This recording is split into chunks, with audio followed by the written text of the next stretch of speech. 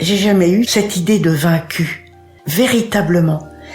Et même, il m'arrive parfois de me dire, si ma compagne mourait, quand elle m'énerve beaucoup, qui est-ce que je pourrais retrouver ?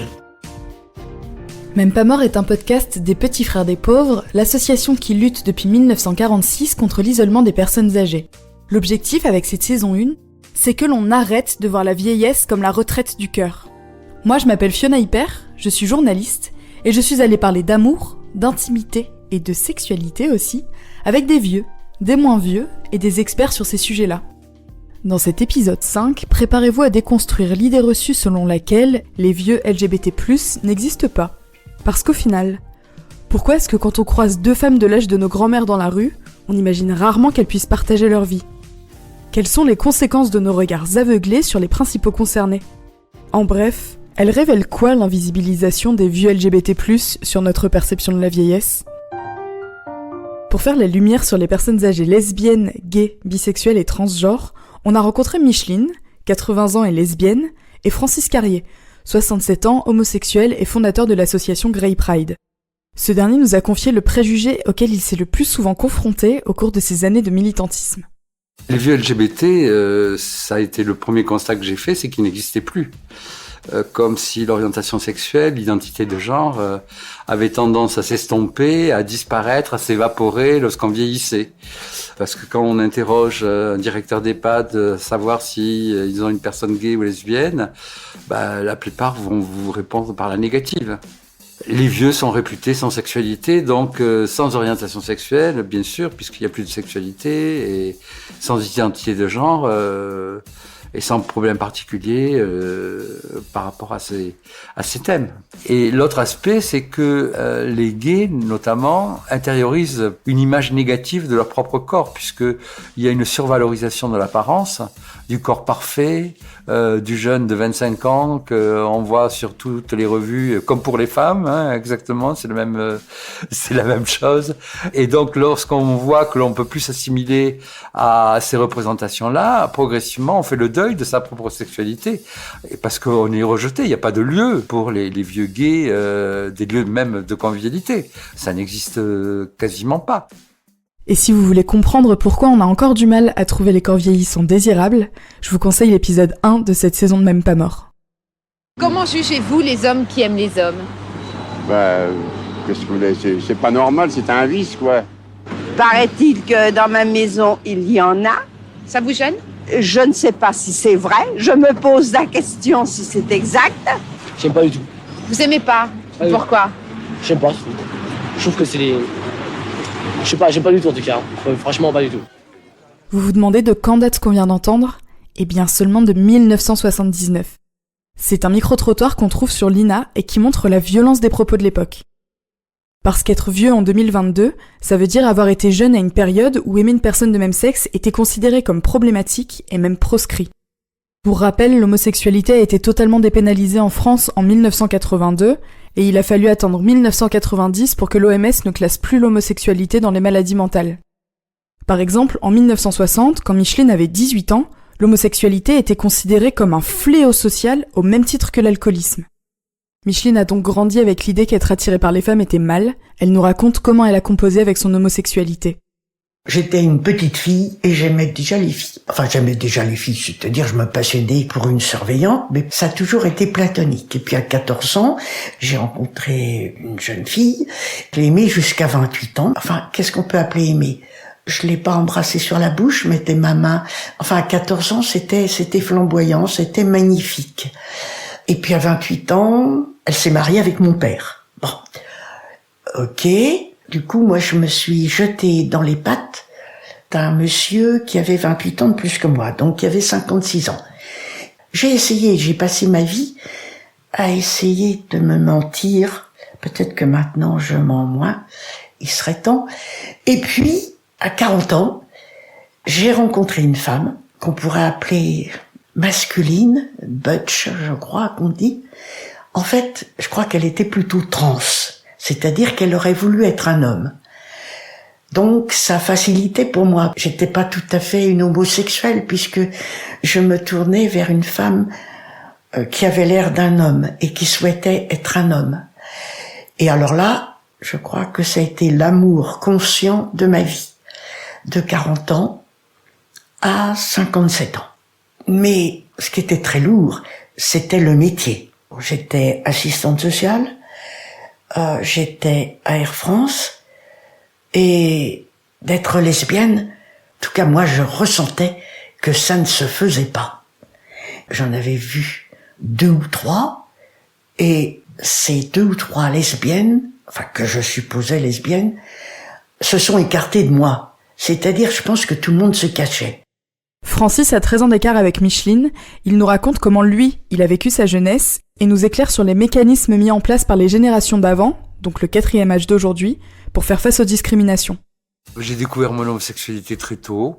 Je l'ai assumé et je l'ai pratiqué sans que ce soit un drame personnel. Après, il y a eu des aléas, des incompréhensions, des violences avec mes parents, mais tout ça s'est apaisé, s'est calmé. Mais ça n'a jamais remis en cause ce que je pensais qui était vrai. Voilà. Moi, je fais partie d'une génération qui a la bascule. Je fais partie de la génération qui a revendiqué le droit à une visibilité et à des droits, tout simplement, comme tout le monde. Mais toutes les générations précédentes ont vécu leur homosexualité dans le secret, en disant que c'était une part intime d'eux-mêmes. On ne voyait des homosexuels que la partie émergée, c'est-à-dire des gens hyper connus, que ce soit des hommes ou des femmes.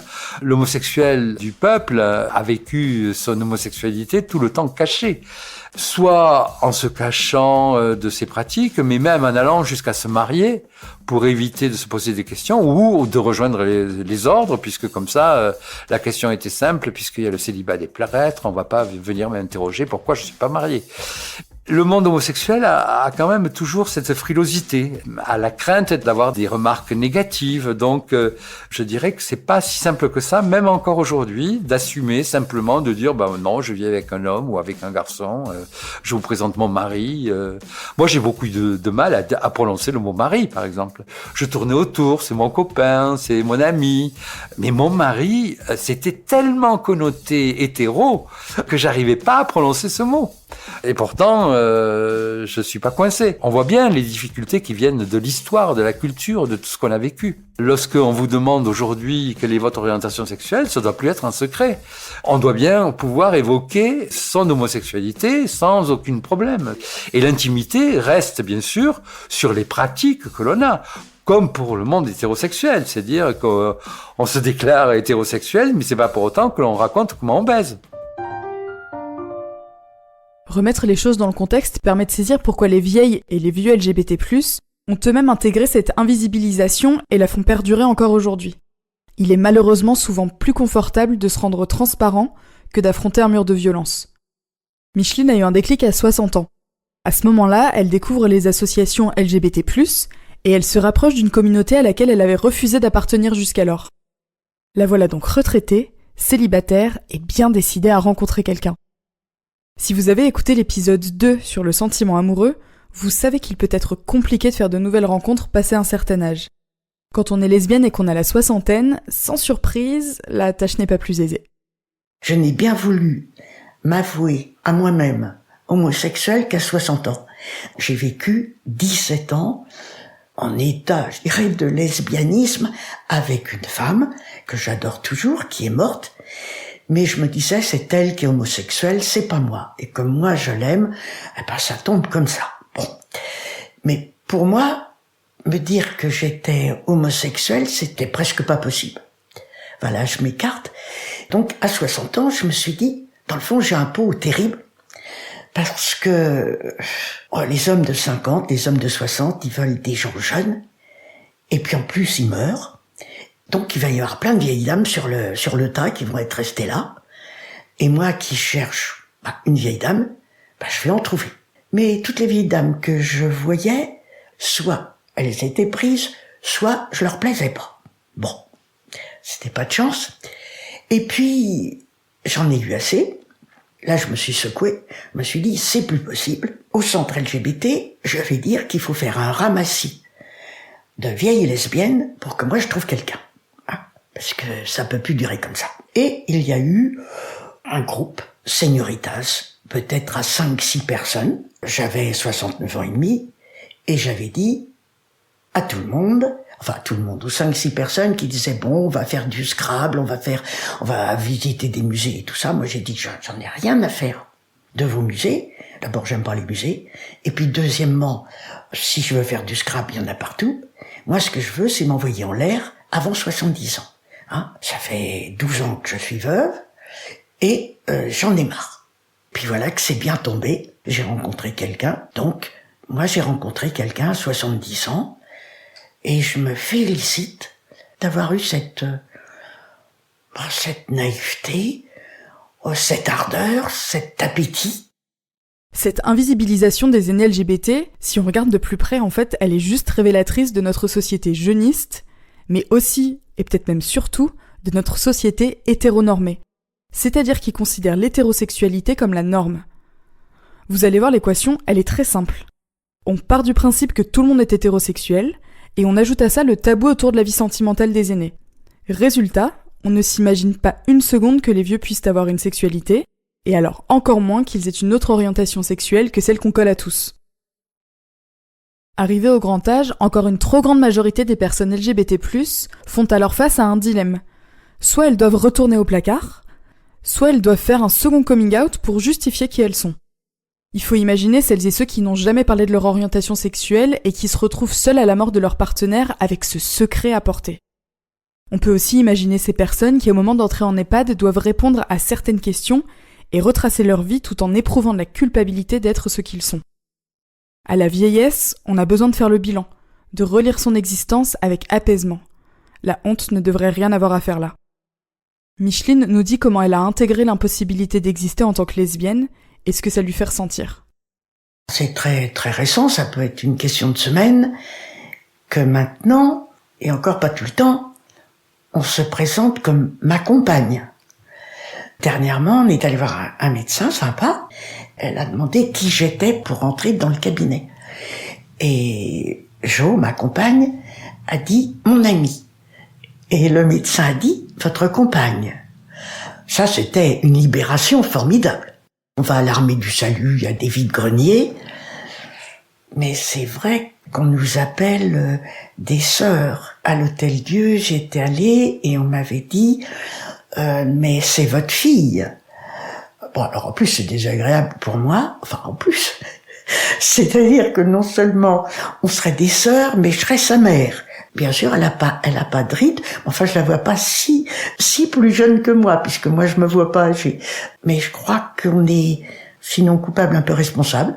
Déjà, moi, parfois, quand il y a deux femmes homosexuelles et qu'il y en a une qui dit ma femme, c'est pas que je m'y perds, je suis pas habituée. Donc ça me choque, ça me choque encore. Est-ce que ça nous fait souffrir? Oh. Non, je souffrirais plus quand on me dit monsieur. On me dit bonjour monsieur, et puis après je parle et on dit madame. Alors je me dis zut, je vais me mettre un nœud dans les cheveux, bien que ça me déplaît pas forcément d'être un monsieur. Tout ça c'est ambigu. Je réalise que moi qui veux être une femme fatale, même si j'avais une tendance trans, parce que rien n'est simple, le fait qu'on me dise monsieur, ça m'enlève beaucoup de la femme fatale.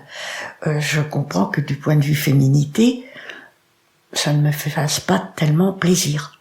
Là, on m'invisibilise au point de vue femme. Mais par contre, je trouve que c'est sensationnel si on est une femme, peut-être un homme aussi. La parole de Micheline nous ouvre la voie pour aborder le sujet des personnes transgenres. Je pense pas vous surprendre si je vous dis que la transidentité suit la même logique que l'orientation sexuelle. Si on pense que tout le monde est hétéro, vous imaginez bien qu'on a encore plus de mal à concevoir que des gens ne soient pas cis. Cis, c'est cisgenre, et ça veut dire que le sexe avec lequel on est né correspond bien à notre identité de genre. Par exemple, moi je suis une femme cis, et c'est l'inverse de transgenre. Francis Carrier nous parle d'invisibilisation intériorisée et des singularités qui peuvent accompagner le fait d'être trans et d'avoir plus de 60 ans. La stratégie des vieux LGBT, c'est se rendre invisible. Donc, comme je vous disais, la plupart du temps, il n'y a pas de problème, puisque on ne sait pas que ce monsieur est homo ou que cette dame est lesbienne. Pour vous dire, c'est lorsqu'on voit par exemple deux femmes ensemble, âgées, 9 personnes sur 10 ont imaginé que c'est la cousine, la voisine, une amie, et ne vont pas imaginer que c'est la femme avec qui elle a vécu en couple, à moins que ce soit clairement exprimé. Donc, dans l'imaginaire des gens, la plupart des gens sont hétéro-cis. Tandis qu'en plus, ils sont désexualisés, on s'en fout un peu. Sur les personnes trans, c'est encore une autre paire de manches, je dirais. Parce que l'aboutissement de la transition, c'est l'invisibilité. L'objectif est de devenir une femme ou un homme comme les autres. Et donc, l'objectif d'invisibilité, c'est le succès de la transition. Quelqu'un qui est détecté comme trans, au contraire, ça signifierait que quelque part cette transition n'est pas achevée ou du moins qu'elle est perceptible par l'extérieur.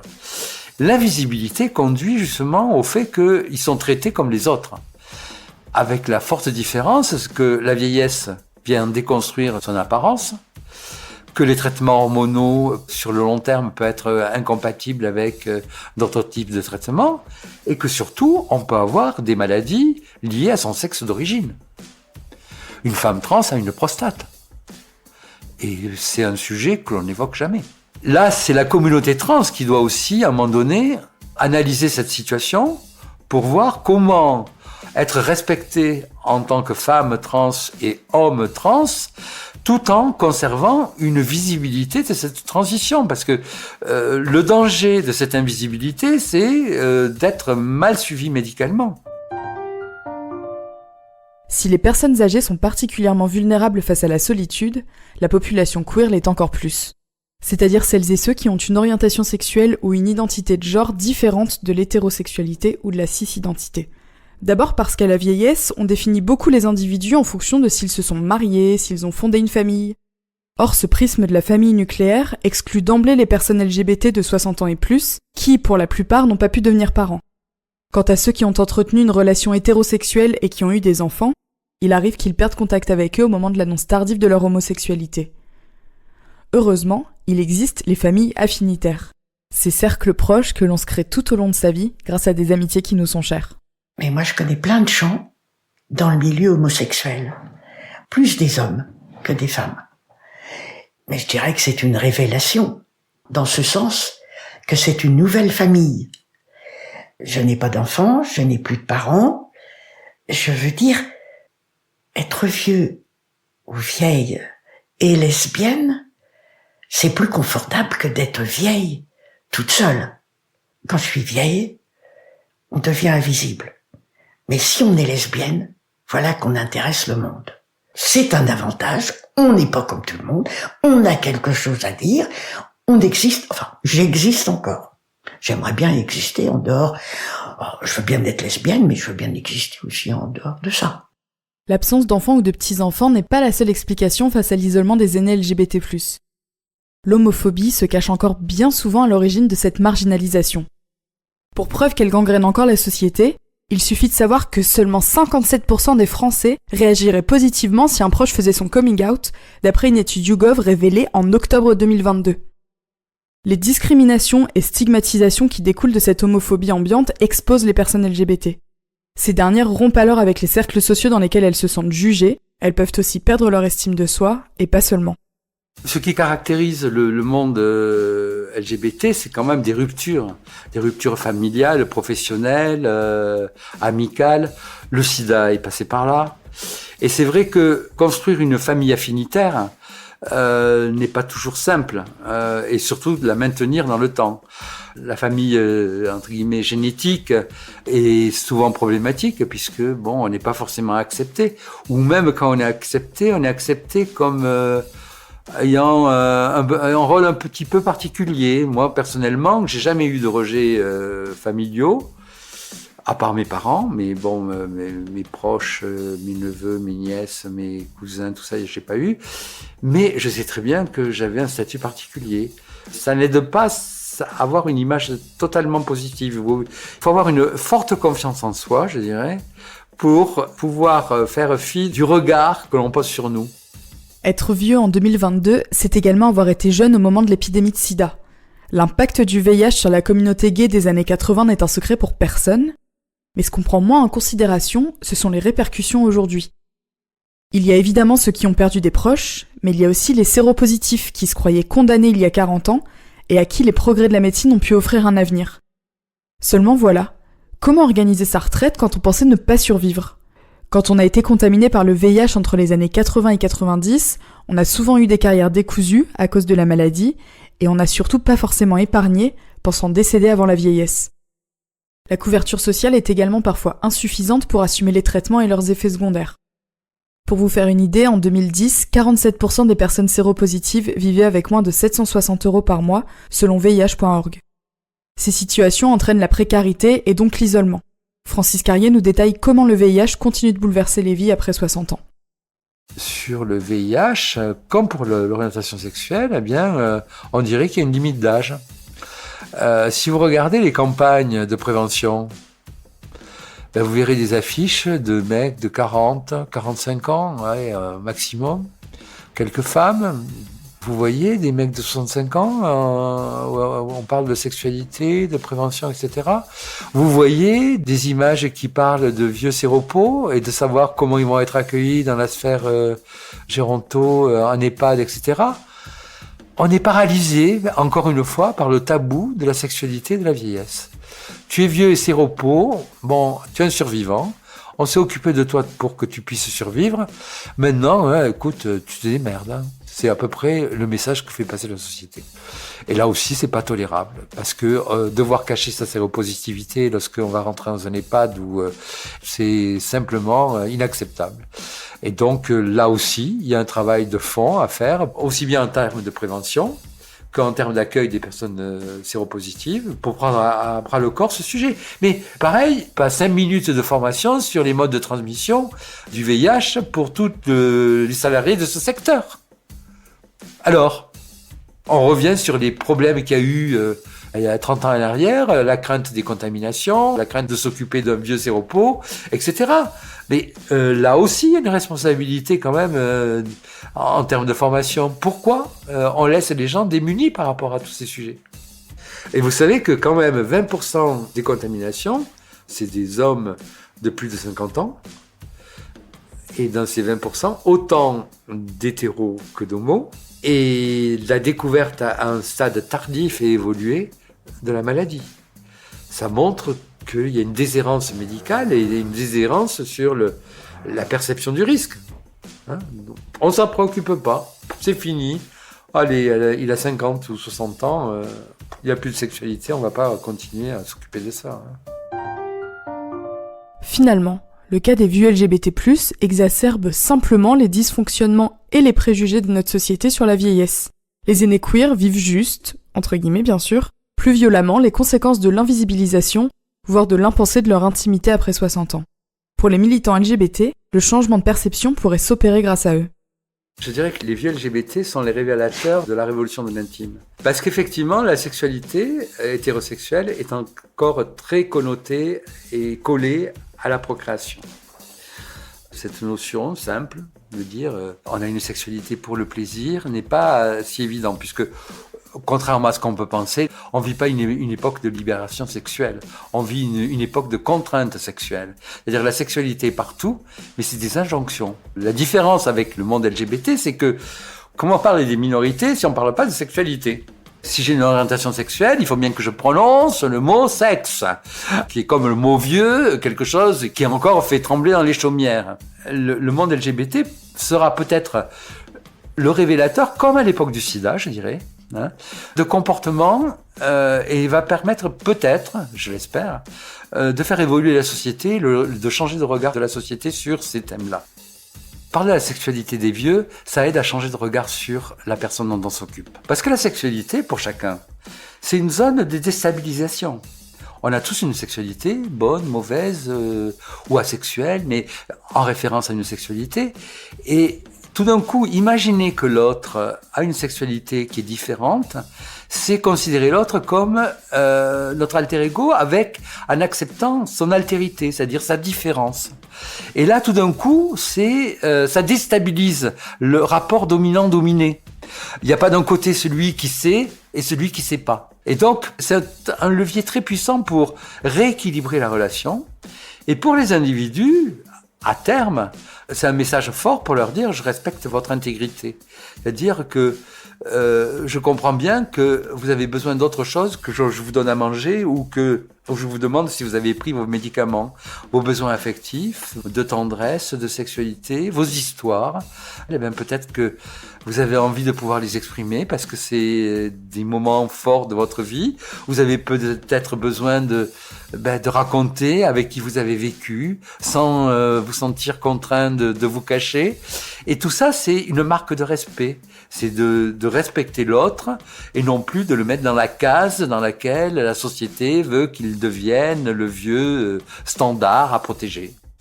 Un aîné sur 2 considère qu'il faudrait parler plus de sexualité, d'après le rapport Vie affective, intime et sexuelle des personnes âgées publié en septembre 2022 par les Petits Frères des Pauvres. Cette requête devrait nous mettre la puce à l'oreille. Révolutionner le regard de notre société sur les vieux devrait passer par une révolte de l'intime, pour reprendre l'expression de Francis Carrier. Si l'on parvient à transformer le tabou en banalité, on pourrait avancer sur des débats et des propositions d'innovation pour permettre à chacun de vieillir dans le respect de son identité, de son genre et de sa vie affective. Et là encore, le milieu LGBT pourrait nous ouvrir la voie. Plusieurs lieux de vie affinitaires sont en train de voir le jour en France. Ce sont des habitats imaginés comme des colocations où les gens décident avec qui ils souhaitent partager leur quotidien. Thérèse Claire a été pionnière avec sa maison des Baba Yaga à Montreuil. Et au final, ces initiatives, elles disent surtout que les établissements classiques ne répondent pas encore à la diversité des publics et des attentes. La parole doit se libérer afin qu'on respecte enfin l'identité de genre et l'orientation sexuelle de chacun. Avec cette idée en tête, on a questionné Micheline.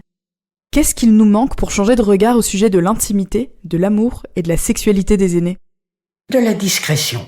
Il ne s'agit pas de prendre les personnes âgées, de faire des partous avec, et de les regarder comme ils s'emboîtent bien. Je dirais qu'à 40 ans, ou qu'à 60 ans, sois pas désespéré en se disant c'est fini pour moi. Mais il faut que ça bouge. Il faut que les gens aient le droit de s'exprimer comme je m'exprime. Même s'ils font rien, ça serait bien, peut-être que les vieux, on leur dise, venez cracher tous vos besoins. Il y a votre zizi qui vous gratte. Non mais, que la personne s'exprime. Alors, les vieux LGBT+, n'existent toujours pas ? Il est primordial de ne pas confondre invisible et inexistant. Et ça vaut pour toutes les personnes âgées. Qu'elles soient lesbiennes, gays, bisexuelles, transgenres ou rien de tout ça. Ce focus sur les personnes queer doit nous apprendre à aborder le sujet de l'intimité des aînés avec pudeur, tout en faisant face à ces questions avec la plus grande honnêteté possible. Pour déjouer les préjugés, laissons-nous guider par notre curiosité pour l'autre et surtout par notre empathie. Au cours de cette saison, les paroles de Micheline, de Francis Carrier, d'André, d'Evelyne, de Patricia, d'Élodie, de Serena et de tous les experts nous ont finalement suggéré la marche à suivre. Pour changer de regard sur la vieillesse, c'est à nous de raviver la flamme de la tolérance. Oui, les vieux peuvent être érotiques, ils peuvent tomber amoureux, ils peuvent désirer, faire l'amour, et ils peuvent faire tout ça avec qui ils veulent. C'est dans cette possibilité d'être que nous devons nous lever.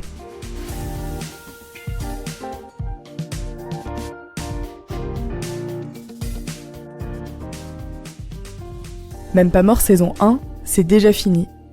Moi, c'est Fiona Hyper, j'ai écrit, réalisé et monté ce dernier épisode. Orphée Loro en a fait le mixage et Audio Tactique a composé la musique. J'espère que vous avez aimé cette saison. Si c'est le cas, n'hésitez pas à en parler autour de vous, c'est le plus important. Et puis 5 étoiles sur les plateformes, ça fait toujours plaisir. Pour le reste, rendez-vous sur le site des Petits Frères des Pauvres et sur les réseaux sociaux. Et n'oubliez pas, la vieillesse n'est pas la retraite du cœur. À très vite.